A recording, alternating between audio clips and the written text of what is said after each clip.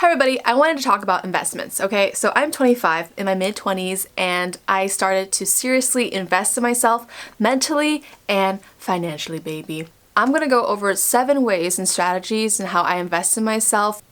Numéro 1. Have supportive people in your life.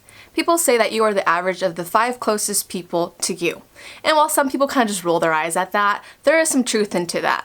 Having had toxic friends in my life was a strain, mentally and sometimes even financially. Upon a lot of reflection, I found the strength and clarity to remove these people from my life. And after that, I carefully see who I want to be friends with, and the people in my life are amazing. They're super supportive and non-judgmental of the things I do. So like this YouTube channel, traveling, going to be a teacher, investing in money, they're all for it. And I love it. It's great. I'm super lucky that I have a supportive family. And I know you can't choose your family either, and it's pretty cheesy, but you can always choose your second family. Number 2, numéro 2, education. Okay, there's formal education, which some people aren't about, that's fair, and then there's informal education. So for me, as a teacher, if I were to get my master's and or PhD, I would get a pay raise, okay, money. Shmoney. You have more knowledge and you have more skills that you can use down the line. Informal education is books, watching YouTube videos, Skillshare, and even online webinars that I've been into. Books are really great. The way I look at it is this author has spent years of research and writing in order to compile this dense book about mostly everything they know. So by taking a few hours to read a book or listen to an audiobook, you're getting so much valuable information. Some of the books that really changed my life was like Rich Dad, Poor Dad, and other books, and I'm thinking of doing a video about it. Anyway, numéro 3, skills. It's super essential that you are learning new skills. To give you some context, due to automation, millions of jobs are being lost. So what am I talking about?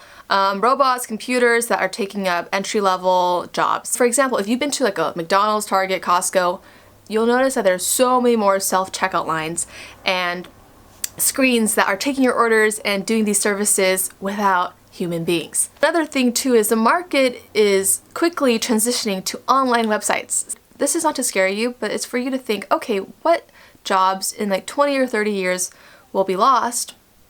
Will mine be essential? And then what's going to be in the future. So you know what, guys, I'm going to link an article down below to see what jobs will be lost and what new jobs will actually be gained. That's why it's really important to look at the trends and the trajectory of our job market and figure out, am I going to be able to keep up with this? And that's why it's so important for you to learn new skills. For me as a teacher, I have to learn how to teach online.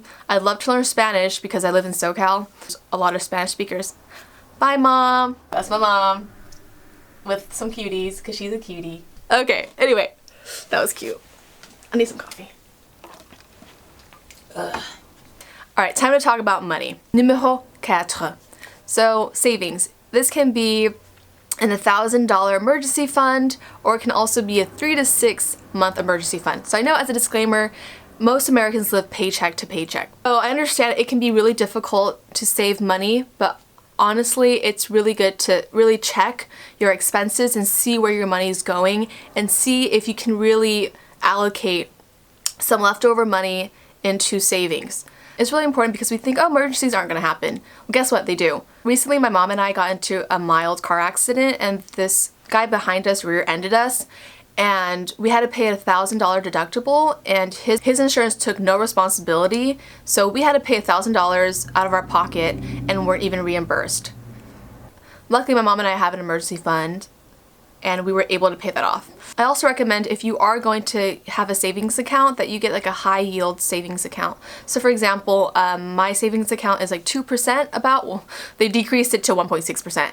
Anyway, it's important because inflation is about 2 to 3% a year, so you want to keep up with inflation so that your money isn't losing value. Numéro 5, a retirement account. Alright, I'm a millennial. We are not going to have Social Security, okay? The only way we're having Social Security is if the government raises our tax in order to provide for that. I'm all about social welfare and helping other people, but so just to be safe in case we don't get Social Security, I got a private retirement account. So there's a lot of different retirement accounts. There's a 401k through your employer, a 403b, which is similar but for teachers and other government workers. And then there is an IRA. I got a Roth IRA. IRA stands for Individual Retirement Account. And the reason why the Roth IRA is so great is the Roth IRA is a tax-free retirement account. So you get your money, you put it in your Roth IRA, you invest in index funds, MTFs, individual stocks, and other investments, and over time your money will grow, right? It's a long-term investment. I'm gonna have like 35 years of my money in there, and hopefully with compound interest.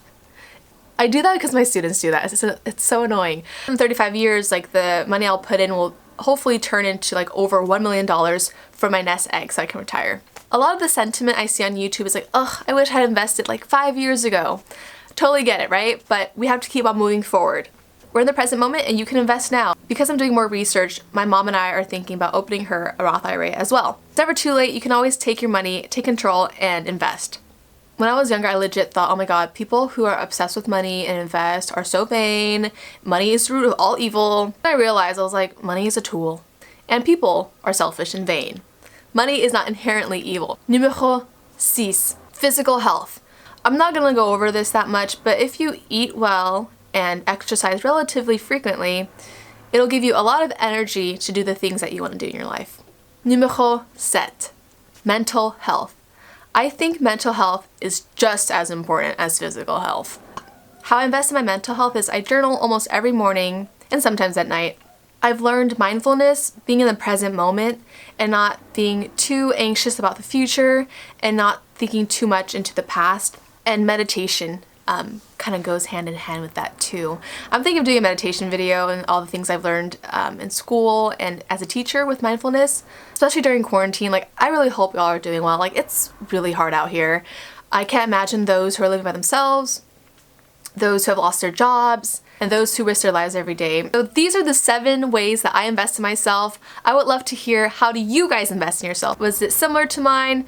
Radically different? Please let me know. Like, comment, and subscribe. It really helps out the channel. It'd be really cool to hear from you all. Okay, bye!